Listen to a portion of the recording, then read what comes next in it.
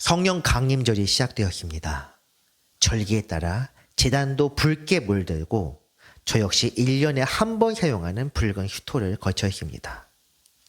사실 제단, 가운, 휴톨 이런 것들이 크게 중요한 것은 아닙니다만 그래도 이렇게 절기에 따라 준비하는 이유가 있습니다. 목회자로서 예배를 준비하는 사람으로서 예배를 소홀하게 여기지 않고 항상 신경 쓰고 마음을 가다듬는 의미가 제게는 있습니다. 아마 여러분들도 신앙생활을 하면서 의미를 부여하거나 더 마음에 와닿는 것들이 있으리라고 생각합니다. 집착하게 되는 것 그리고 이 형식에 굉장히 너무 지나치게 강조하는 것은 물론 좋지 못하지만 그런 정도가 아니라면 자신에게 필요한 상식이나 예식을 준비하고 시행하면서 은혜 안으로 들어가는 것 매우 중요하다고 생각합니다. 우리가 절기를 지키는 이유도 그런 이유입니다. 우리는 지난주 고린도전서 말씀을 통해 절기를 지키는 것보다 더 중요한 것이 바로 마음을 정결하게 하는 것이요 순전하고 진실하게 살아가는 것임을 확인했습니다. 오늘은 성령 강림절 절기에 따른 설교이지만 우리가 이 절기를 지키기 위해서 중요한 말씀이 있습니다. 고린도전서 5장 8절 말씀을 먼저 읽고 시작합니다. 이러므로 같이 계십니다. 이러므로 우리가 명절을 지키되 묵은 누룩으로도 말고 악하고 악의에 찬 누룩으로도 말고 누룩이 없이 오직 순전함과 진실함의 떡으로 하자. 아멘. 묵은 누룩과 악의에 찬 누룩 이를 생각하며 제가 조금 전 기도할 때 우리 죄에 대해서 많이 기도했습니다. 우리는 항상 죄에 대해 민감하게 받아들이고 은혜에 감사해야 하는데 죄든 은혜든 어느 쪽이든 사실 무감각하게 살고 있습니다. 대신 땅의 것, 이 땅의 것 죽어서 들고 가지도 못하며 언젠가 낡고 썩게 되는 것에 주목하며 이런 것들을 얻기 위해 목숨까지 걸고 있습니다. 성령 강림절 우리가 진리의 영의 성령을 사모하기 위해선 이런 것들을 과감하게 내어 버려야 합니다.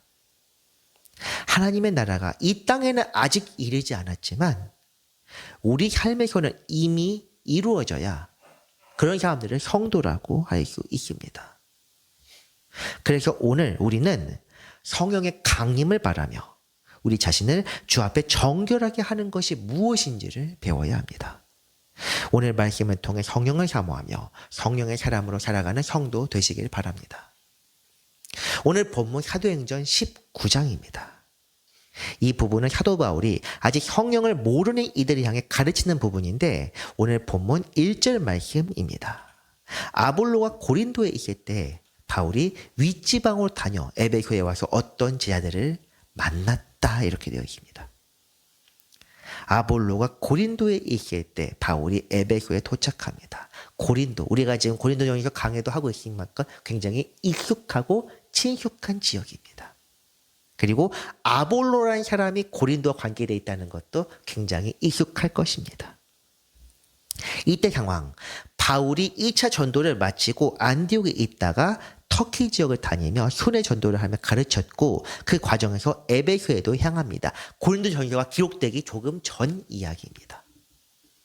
사도 바울은 아볼로라는 사람이 고린도에서 많은 사람에게 복음을 전하며 가르쳤다는 소식을 이미 들은 상황에서 그의 제자들을 만납니다. 이르되 너희가 믿을 때 성령을 받았느냐? 이르되 아니라 우리는 성령의 계심도 듣지 못하였노라. 성령을 받았느냐? 사도 바울이 이 시점에서는 아직 아볼로를 만나기 이전일 것이라고 추측됩니다. 하지만 그에 대해서는 여러 사람에게 들어서 알고 있었습니다. 그는 이 아볼로라는 사람은 바울의 동역자인 브리스길라와 아골라의 교육을 받아 복음 전도자가 된 사람이며 에베소와 고린도 지역에서 믿는 자들에게 많은 유익을 주는 사람이다. 사도행전 18장에서 그렇게 기록되어 있고 그 기록 직후에 나오는 것이 바로 이 말씀입니다. 그런데 이런 아볼로도 분명 약점이 있었습니다. 율법에 능통하다고 되어 있는데 그런 사람이 어떻게 예수 그리스도를 알고 믿게 되었는지 그 시작은 잘 알려지지 않습니다. 하지만 확실한 것은 그에게 처음 전도한 사람과 또 브리시길라 아굴라 교육했던 이 두 사람도 예수님과 성령에 대해서 아볼로에게 확실하게 깨닫게 하지는 못했던 것으로 추측됩니다. 그래서 이 아볼로가 전하는 것은 무엇이냐? 요한의 세례입니다. 본문 3절 한번 보겠습니다. 바울이 이르되 그러면 너희가 무슨 세례를 받았느냐? 대답하되 요한의 세례다 이렇게 되어 있습니다. 세례, 물에 몸을 씻는 의식은 본래 죄로부터 몸을 깨끗하게 하는 율법의 정결 예식입니다. 그런데 세례 요한이 요단 강가에서 회개의 복음을 전파할 때 회개하는 사람을 물에 푹 잠그게 씻음으로써 죄가 사하여졌다는 그런 세례라는 예식을 강조했습니다. 예수님은 직접 세례를 베풀지는 않았지만 예수님의 제자들이 세례를 베풀었다는 기록도 요한복음에 있습니다. 이것은 세례 요한의 전통을 본받은 것입니다. 그리고 초대교회 때도 마찬가지로 죄를 회개하고 예수님 제자가 되었다는 표로 사도들이 세례를 주었습니다. 이것은 물론 예수님이 지상명에서 세례를 베풀라고 이렇게 명령하신 그 이유이기도 합니다. 그렇다면 요한이 전한 세례가 무엇인지, 아볼로가 말하는 그 요한의 세례가 무엇인지 복음서 말씀 한번 보겠습니다. 요한이 세례받으러 나오는 무리에게 이르되 독자의 자식들아 누가 너희에게 일러 장차 올 진노를 피하라 하더냐. 그러므로 회개에 합당한 열매를 맺고 속으로 아브라함이 우리 조상이라 말하지 말라. 내가 너희에게 이르노니 하나님이 능히 이 돌들로도 아브라함의 자손이 되게 하시리라. 이미 도끼가 나무 뿌리에 놓였으니 좋은 열매 맺지 아니하는 나무마다 찍혀 불에 던져지리라. 아멘. 이 말씀 속에서 요한의 세례가 무슨 뜻인지 아시겠습니까? 주님께서 전하신 것 회개하라 천국이 가까웠느니라. 이 의미 자체는 같습니다. 요한도 회개와 천국에 대해서 가르쳤고 예수님도 회개와 천국에 대해서 선포하셨습니다. 우리가 산상수훈 말씀을 통해서 그 부분들도 같이 확인했습니다. 그런데 오늘 말씀, 우리가 지금 읽은 이 부분에서 보면은 핵심적인 것이 무엇이냐? 때가 가까웠다는 것. 임박한 진노라고 되어 있고 또 혈통이나 육신이 아니라 영으로 구원받을 때가 올 것이라는 그런 내용이 이 본문 통해서 나와 있습니다. 하지만 예수님의 복음, 곧 십자가의 도와 요한의 세례는 분명 다릅니다. 그 차이가 무엇이냐? 세례 요한 본인이 이야기한 것이 있습니다. 요한이 모든 사람에게 대답하여 이르되 나는 물로 너희에게 세례를 베풀거니와 나보다 능력이 많으신 이가 오시나니 나는 그의 신발끈을 풀지도 감당하지 못하겠노라. 그는 성령과 불로 너희에게 세례를 베푸실 것이요 손에 키를 들고 자기 타작마당을 정하게 하사 알곡은 모아 곡간에 들이고 쭉정이는 꺼지지 않는 불에 태우시리라. 아멘. 하나는 성령과 불, 곧 눈에 보이는 물로 씻는 세례라는 예식이 아니라 직접 영으로 임하셔서 성령 그리고 불로서 죄를 태우시고 씻기신다는 그런 뜻입니다. 직접 무언가 예식을 행하지 않더라도 영 자체로 그분이 영이시기 때문입니다. 그리고 다른 하나는 직접 판단하시고 심판하신 분으로 오신다는 것입니다. 앞서 요한은 도끼가 나무뿌리에 놓였다 이렇게 되어 있지만 주님께서는 직접 타작마당을 정하게 하신다고 합니다. 그리고 그 능력이 바로 성령을 통해서 나타나게 됩니다. 주님께서 사망과 세를 이기시고 부활하심으로써 구원의 문은 활짝 열렸습니다. 그리고 이게 천국문이 열렸으므로 그때로부터 심판은 시작된 것입니다. 초대교회 때부터 지금까지 그리고 우리 주님이 다시 오실 그날까지 모든 이는 성령의 가마를 받아 구원의 길에 서거나 혹은 세상을 따라 살다가 멸망에 떨어지게 됩니다. 지금 우리가 성령의 시대에 살고 있다는 것은 심판이 이미 시작되었고 우리의 믿음에 따라 구원의 여부가 이미 결정되어 있다는 것을 말하고 있습니다. 사도 바울은 이 사실을 정확하게 알고 있었으므로 아볼로에게 교화되어 가르침을 받은 제자들에게 이 사실을 더하려 알렸습니다. 요한이 말했던 요한이 말했던 것과 그 증거에 대해서 가르치는데 4절과 5절 보겠습니다. 바울이 이르되 요한이 세계의 세례를 베풀며 백성에게 말하되 내 뒤에 오시는 이를 믿으라 하였으니 이는 곧 예수라 하거늘 그들이 듣고 주 예수의 이름으로 세례를 받으니입니다. 내 뒤에 오시는 이를 믿으라. 우리가 조금 전에 읽었던 그 복음서의 말씀입니다. 요한은 백성에게 죄를 깨닫게 했지만 그 스스로 죄를 사할 능력은 없었습니다. 그래서 그는 자신의 뒤에 오시는 분, 곧 예수 그리스도를 증거했습니다. 그분을 믿고 죄를 회개하면 구원받을 것이다. 그렇기 때문에 사도는 이들에게 다시금 주님의 세례를 가르치고 또한 행했습니다. 오늘 말씀의 제목, 주 예수의 이름으로. 성령은 독자적으로 역사하시는 영이 아닙니다. 우리 주님이 아버지의 뜻에 순종하며 그 뜻대로만 하셨던 것처럼 성령께서도 우리 주 예수 그리스도의 이름으로 역사하십니다. 그래서 우리가 2주 전 특별기도회 할 때 진리의 영, 그리고 주님을 증거하는 영, 장래일을 알리는 영, 이렇게 말했었는데 이 진리가 바로 예수 그리스도요. 주님이 바로 예수 그리스도며 장래일, 예수님의 심판에 관하여 성령께서 증거하시고 또 성도들을 증인으로 만드시는 것입니다. 다시 말해 성령께서는 오직 우리 주님이 이루신 십자가의 복음과 구원에 관한 역사만을 이루십니다. 그렇기 때문에 제가 여러 번 말씀드렸습니다. 성령을 하나님께서 이루시는 은사와 기적의 도구 정도로 이해해서는 안 된다는 것입니다.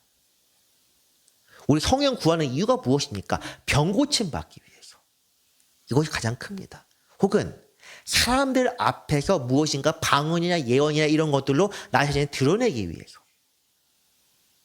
성령도 도구입니다. 자기의 인정을 위한 도구.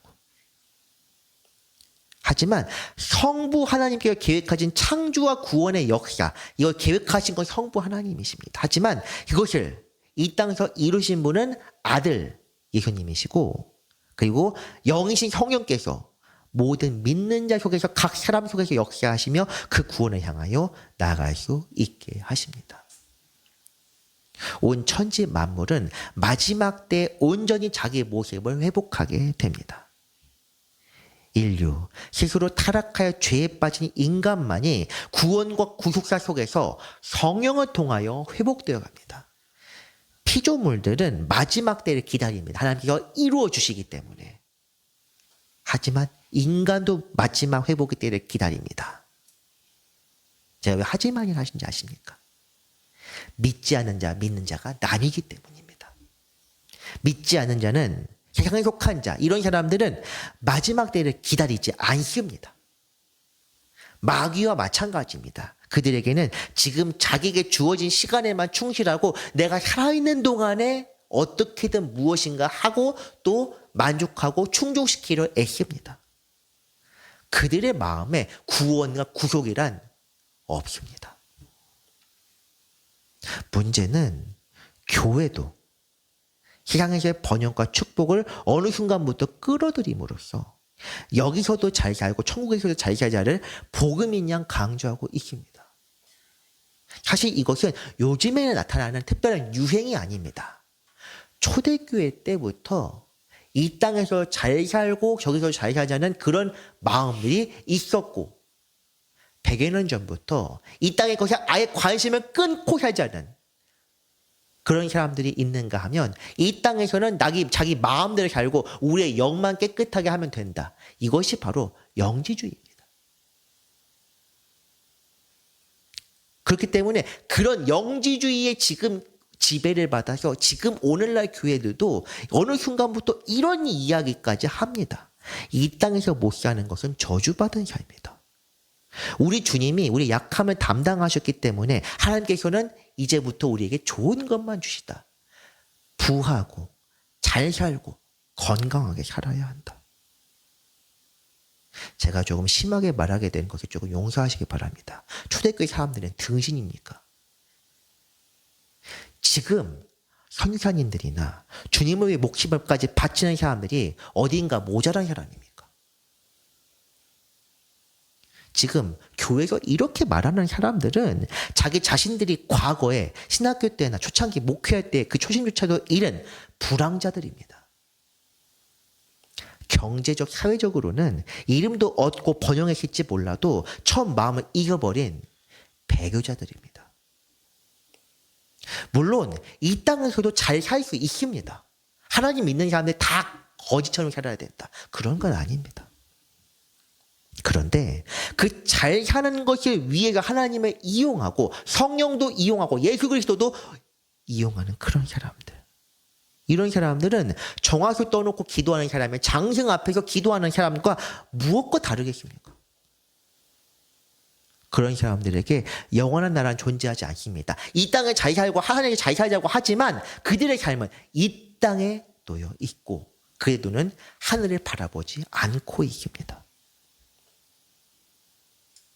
이미 부하고 마음이 살찐 사람들, 그리고 천국 복음이 아니라 이 땅에서 번영을 이야기하는 사람들에게 하나님께서는 이렇게 말씀하십니다.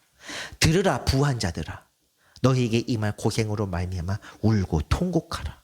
너희 재물을 썩었고 너희 옷은 좀 먹었으며 너희 금과 은은 녹이 들었으니 이 녹이 너희에게 증거가 되며 불같이 너희 살을 먹으리라. 너희가 말세에 재물을 쌓아도다. 말세라고 하는 것, 그 말세가 정말 마지막 때 임박한 시간적인 말세를 이야기하는 것인 줄 아십니까?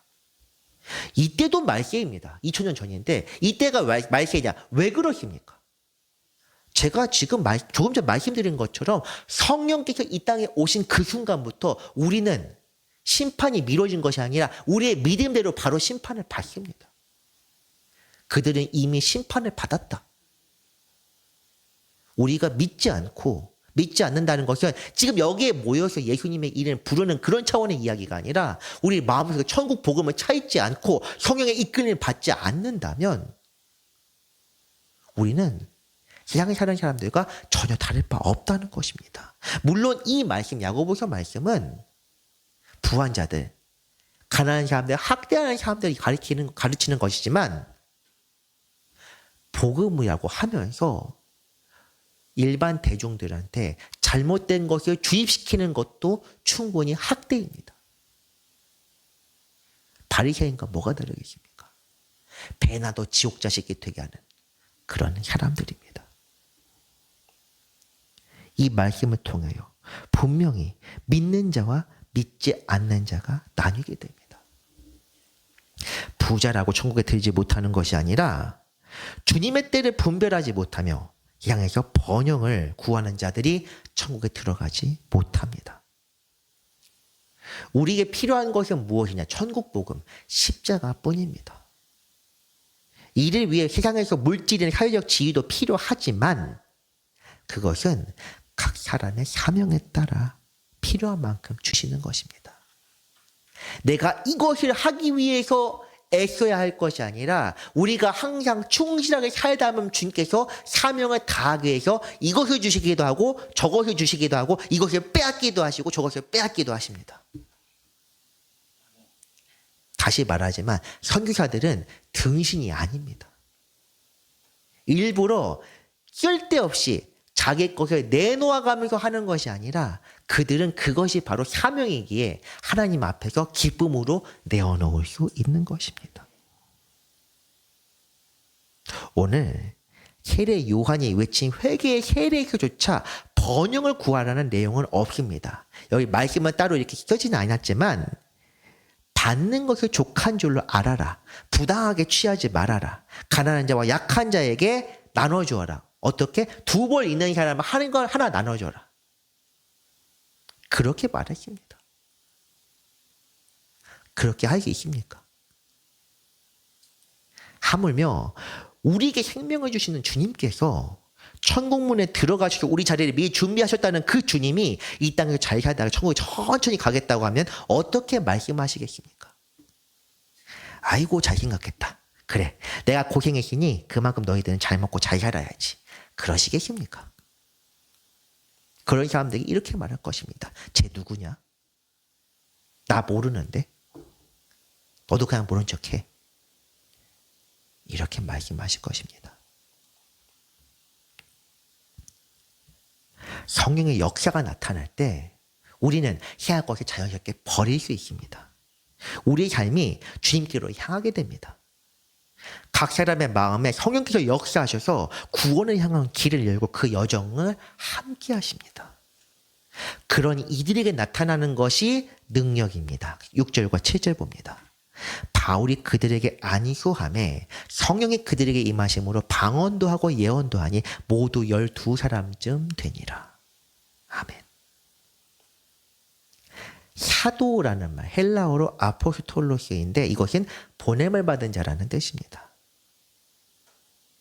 보냄을 받다는 건 무엇이냐? 주님께서 지상 명령, 세례를 베풀고 가르쳐 지키게 하라. 이 말씀하시면서 제자들을 보내신 데서 유리한 말이 바로 아포스톨로스입니다. 그래서 이 사도들에게는 특별한 은혜가 따랐는데 오순절 성령 강림 이후 이 제자들을 통해 성령께서 각 사람에게 임하셨습니다. 아무나 기도에 성령이 임한 것이 아니라 사도들이 안수할 때 성령이 임하십니다. 사도 바울은 오순절 때 함께했던 사람은 아니지만 주님께서 다메섹 도상에서 그를 부르시고 또한 사도로 임명하셨기 때문에 그 또한 말씀과 세례를 통해 안수를 통해서 성령의 임재를 행할 권능을 갖추고 있었습니다. 물론 지금도 부흥성회나 집회 같은 데서 안수나 말씀을 통해 성령의 임재를 경험하게 하시는 분들이 있는 것으로 알고 있습니다. 저도 집회 갔을 때 한번 경험한 적이 있습니다. 그렇지만 우리가 항상 생각해야 할 것은 성령의 은사를 내리는 것보다 십자가에도 곧 복음을 제대로 전하는 것이 더 중요하다는 사실입니다. 아무리 많은 은사를 하고 성령의 임재를 경험하게 하고 하더라도 그 마음이 집회 끝나고 돈 세는 것에 관심이 있다면 그 사람은 주님의 사람이 아닙니다. 회개, 믿음, 구원 이런 추상적인 개념들을 단편적으로 엮는 것이 아니라 그것이 하나님의 섭리 안에서 우리 주 예수 그리스도의 십자가를 통해 이루어졌고 이를 믿고 따르는 이가 성령의 충만함을 받아 구원에 합당하다는 것을 제대로 알고 또한 전해야 합니다. 그리고 이것을 전할 뿐 아니라 이 복음에 합당하게 살아가야 하는 것, 이것은 단순히 집회자 사도뿐만 아니라 모든 성도들에게 따라야 할 그런 삶입니다. 세례 요한 이야기를 조금 더 하자면 이 사람이야말로 복음의 최초 증인입니다. 요한은 주님과 비슷한 시기에 태어났고 주님과 먼 친척이지만 주님 본격적으로 사역하시기 전부터 복음을 전했던 사람입니다. 하나님의 놀라운 은혜를 받아 성령 충만하여 회개의 세례를 전했지만 그는 결코 자기 자신을 높이지 않았습니다. 오히려 장차 오실 주님을 기다리며 아직 오시지 않은 그를 전하고 그분을 믿도록 사람들을 가르쳤습니다. 그래서 주님은 여자가 낳은 자 중에 세례 요한보다 큰 사람은 없다 제자들을 향해서 이렇게 말씀하셨던 것입니다. 그리고 믿는 우리도 예수님을 경험하지 않은 우리들도 이런 요한의 삶을 본받아야 합니다. 우리는 주님에 대해 말씀을 통해 어느 정도 알고 있지만 이 세상을 살면서 세상 유혹과 죄짐의 무거움으로 인해 복음의 증인으로 살지 못하고 있습니다. 세례 요한 그리고 우리 주님과 대척점에 있는 것이 바로 우리들입니다. 자기를 높이고 심지어 주님께 주신 영적인 것들조차 성도들의 무리 속에 자기 자랑하기 위한 용도로 악용합니다. 주님의 뜻을 찾기보다 나를 더 중심에 놓고 주님의 뜻에 순종하기보다는 내 명성과 이익을 위해 살아갔습니다. 이것은 부정할 수 없는 사실이요. 그 누구도 피할 수 없는 공의로운 정죄입니다. 그렇지만 이것을 극복할 수 있게 하는 것이 바로 성령이십니다. 성령은 진리의 영으로 오셔서 십자가의 도를 우리에게 가르치시고 우리의 마음을 죄에서 깨끗하게 하여 주님께로 이끄십니다. 회개는 우리 마음에서 깨달을 때마다 반복해서 할 수 있습니다. 그러나 세상의 정욕을 십자가에 못 박고 주님께 나 자신을 복종시키며 살아가는 것은 우리 의지로 할 수 있는 것이 아닙니다. 저도 예전에 죄에 대한 생각을 없이 해보겠다고 여러 가지 방법들을 사용해 본 적이 있습니다. 20대 초일 때니까 벌써 옛날 이야기지만 그때는 죄를 한번 없이 해보고자 주기도문을 연불처럼 반복해서 암송하고 무엇인가 세상의 것 생각할 때마다 말씀을 읽으며 번뇌를 벗어나 보고자 했습니다. 번뇌라고 해서 조금 민망하긴 합니다만 실제 제가 생각했던 방법은 진리를 탐구하는 것이 아니라 불교의 휴양에 가까운 것이었습니다. 어쨌든 이렇게 한 결과가 무엇이냐? 인간의 힘으로는 번뇌를 극복할 수 없다. 해탈은 죽음에서 하는 거다. 아마 석가모니가 깨달은 것도 이런 것이 아닐까 생각합니다. 그래서 오랫동안 포기하고 살았습니다. 인간은 어찌할 수 없다. 그런데 성령께서 역사하신 순간 이런 것들이 단 한순간에 끊어졌습니다. 어느 기점이냐? 저 잘 모릅니다. 어떻게 되었느냐? 저도 모릅니다. 하지만 지금 와서 말씀드리면 그냥 은혜라고밖에 말할 수 없습니다. 성령의 역사는 이처럼 놀라운 삶의 변화로 나타납니다. 어떤 사람에게는 펑 하고 폭발듯이 나타나는 경우가 있다면 어떤 사람에게는 어느 순간 바뀌어 있는 형태로 나타나기도 합니다. 주님을 믿는 마음과 성령의 은사를 정신병의 일종으로 생각했던 제가 이렇게 주님을 전하며 증언한 자로 살 수 있게 된 것 자체가 사실 성령의 역사입니다. 물론 제가 지금 말씀드린 일종의 간증인데 이것은 성령의 역사를 다 표현하기에는 극히 일부에 불과합니다. 저처럼 하는 성령의 역사라고 꼭 이야기할 수도 없습니다. 하지만 이 사례가 성령의 본질과 역사에 대해 말씀드리기에는 좋은 예시가 될 것 같습니다. 성령은 우리에게 은사와 기적으로 임하시지만 사실 그 기적 중 가장 큰 것이 무엇이냐? 우리의 마음을 변화시킨다는 것입니다. 나 자신밖에 모르는 것을 그런 사람을 주님의 사람으로 살게 하시고 내 욕망을 위해 살아가는 사람을 주님의 나라를 위해 사는 사람으로 변화시키는 것이 바로 성령의 역사입니다.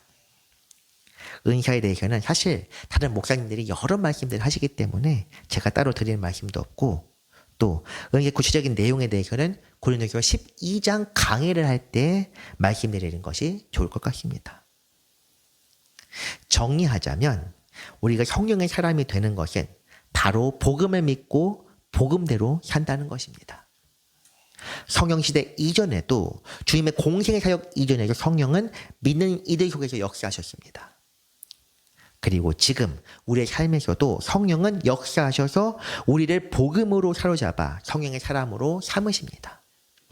우리가 성령의 말씀에 귀를 기울이며 복음을 믿고 살아간다면 성령은 우리 죄악을 사하시고 죄로부터 멀리하는 삶을 살도록 우리를 변화시키십니다.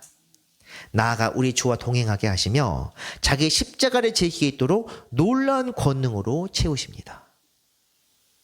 그렇지만 성령의 시대에 살아간다는 것은 이제 우리가 더 이상 심판을 피할 수 없다는 것을 뜻하기도 합니다. 하나님께서 세상을 심판하실 때가 가까운 이때 우리에게 주신 경고의 말씀을 바로 듣고 주 뜻에 합당한 자, 성령의 사람으로 날마다 살아가는 성도님들 되시기를 주님의 이름으로 간곡히 권합니다. 기도하겠습니다. 거룩하신 주님 감사드립니다. 주께서 약속하신 성령을 보내셔서 우리 속에 역사하시고 죄를 회개하고 주님의 십자가를 깨달아 믿게 하시니 감사드립니다. 오늘 우리의 삶에 성령이 떠나지 않게 하시고 날마다 더욱 성령을 사모하며 주님께로 나가게 하여 주옵소서. 성령께서 오셨다는 것, 이 기쁜 소식을 믿고 살아가며 심판날을 견뎌내는 모두가 되게 하여 주옵소서. 은혜로우신 주 예수 그리스도의 이름으로 기도합니다. 아멘.